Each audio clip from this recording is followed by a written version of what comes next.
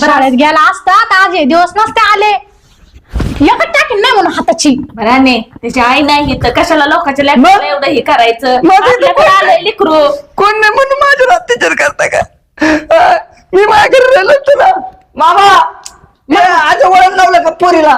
नाही नाही नाही नाही नाही मी तुमच्या नाही नाही तुमच्या पुरीला सांगा. तुमच्या पुरीला पाहिलं तुमच्या भाच्याला चांगले सांभाळते जीव लावती मी.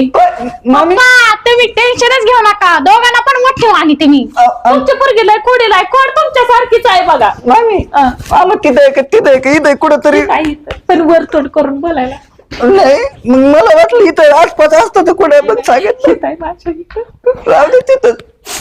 तिथं मला बघता यायचं नाही ना मामा कसं दिसत. तुमचं माझा बघा.